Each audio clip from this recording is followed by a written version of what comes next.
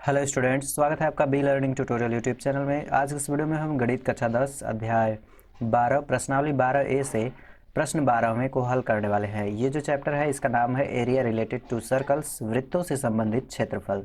और ये जो किताब है कक्षा 10 की है, डॉक्टर मनोहरे की है। और यह किताब जो है एनसीईआरटी, ये जो क्वेश्चन है ये आपकी एनसीईआरटी का एग्जाम्पल भी है। और डॉक्टर मनोहरे में इसको क्वेश्चन नंबर 12वां इंक्लूड किया गया है प्रश्नावली 12A में। और यह इस प्रश्नावली का लास्ट प्रश्न भी है। तो चलिए हम लोग देखते हैं कि कैसे हम लोग इसे सॉल्व कर सकते हैं।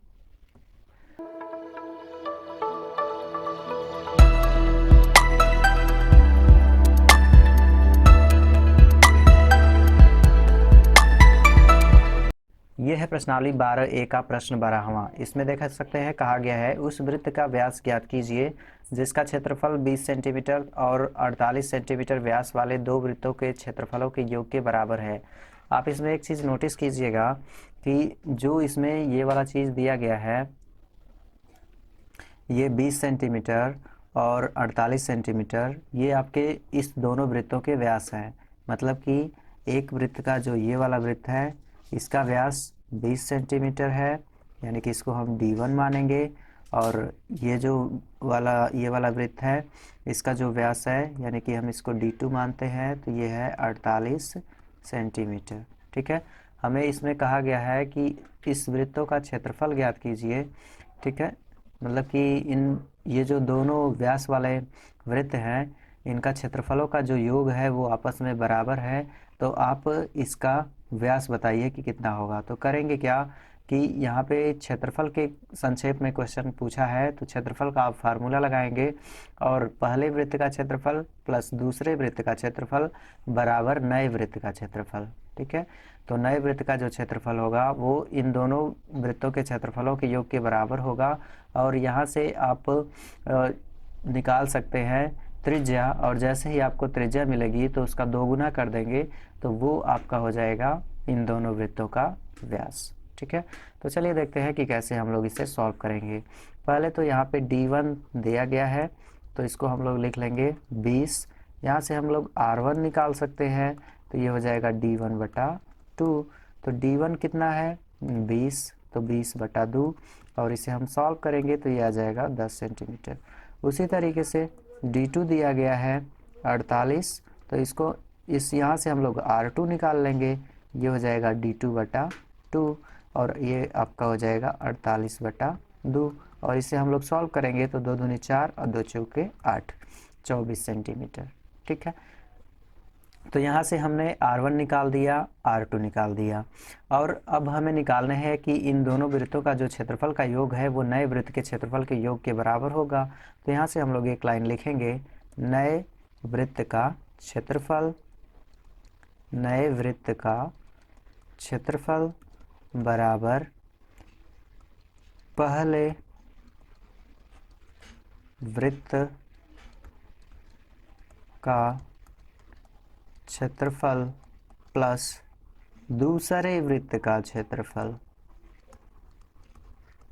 दूसरे वृत्त का क्षेत्रफल।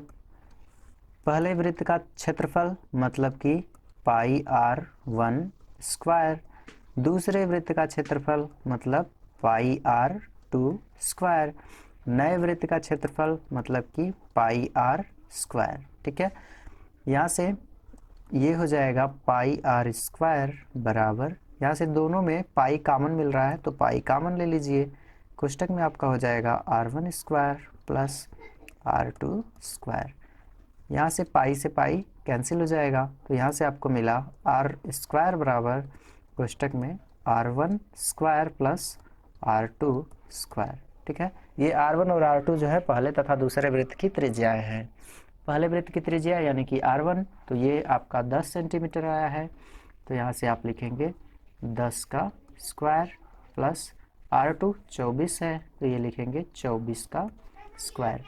यहाँ से 10 का स्क्वायर जब आप करेंगे तो ये 100 हो जाएगा, और जब आप 24 का स्क्वायर करेंगे तो जब आप 24 का स्क्वायर करेंगे तो ये आपका हो जाएगा 576। ठीक है, 576 में आप 100 को ऐड कर लेंगे तो ये हो जाएगा 676। ठीक है। 24 का वर्ग अगर आपको नहीं याद है तो आप ऐसे गुणा भी कर सकते हैं, इसमें कोई दिक्कत नहीं है। इस तरीके से आप लिख करके और इस तरह से गुणा कर लेंगे तो पता चल जाएगा। ये 2 घात का मतलब जो ये बेस है इसी को आपको 2 बार लिख करके गुणा करना होता है। ठीक है। उसी तरीके से 10 आप ऊपर लिख लेंगे इस तरह से और नीचे 10 लिख लेंगे, गुणा कर लेंगे तो ये 100 आ जाएगा यहाँ पे। ठीक है। ये 676 आ गया, किसके बराबर है? आर स्क्वायर के। अगर हम लोग आर यहाँ से कैलकुलेट करें तो ये हो जाएगा कौरड़ी में 676। अब 676 का हम लोग निकाल लेंगे वर्गमूल। ठीक है। तो इस तरीके से हम लोग निकालेंगे वर्गमूल, गुणनखंड विधि से निकल जाएगा। ठीक है। तो इस तरीके से 676 2 से हम लोग काटेंगे, 2 तिया 6 और 2 तिया 6, 2 आठे 16, फिर 2 से कटेगा, 2 एक कम 2, 2 छक्के 12 और 1 हासिल तो 2 नवा 18। अब ये 13 से कटेगा तो यहाँ पे ये हो जाएगा 13 एक कम 13 और 3 तो 13 तिया 39, फिर ये 13 से कट जाएगा तो ये हो जाएगा आपका 1। अब जब भी वर्गमूल निकाला जाता है तो उस कंडीशन में जोड़ा बनाया जाता है, तो इन दोनों का जोड़ा बनेगा और एक जोड़े में से एक बाहर निकलता है, मतलब कि इस वाले जोड़े में से ये 2 बाहर निकलेगा और 13 वाले जोड़े में से 13 बाहर निकलेगा और जो बाहर चीज़ें निकली हैं इनका आपस में हो जाएगा गुणा, यानी कि 13 का अगर आप 2 में गुणा करते हैं तो ये हो जाएगा 26। ठीक है। सही है कि नहीं हो? ओके, तो ये हो जाएगा 26। यहाँ से हमने त्रिज्या निकाल दी 26 से, त्रिज्या 26 निकाल दी, हमें निकालना है व्यास। तो लिखेंगे यहाँ से व्यास बराबर 2 गुणे त्रिज्या। ठीक है, यही चीज़ होता है, यानी कि इसको हम लोग लिख सकते हैं 2 गुणे स्मॉल आर।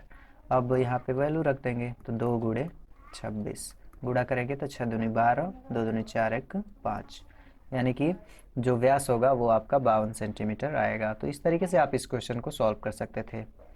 मुझे उम्मीद है कि आपको वीडियो पसंद आया होगा, तो वीडियो को लाइक कीजिए, चैनल को सब्सक्राइब कीजिए और ऐसे ही वीडियो देखने के लिए हमारे चैनल को सब्सक्राइब करके बेल आइकन को जरूर प्रेस कीजिएगा। मिलते हैं अगले वीडियो में नेक्स्ट टॉपिक पे। Thanks for watching.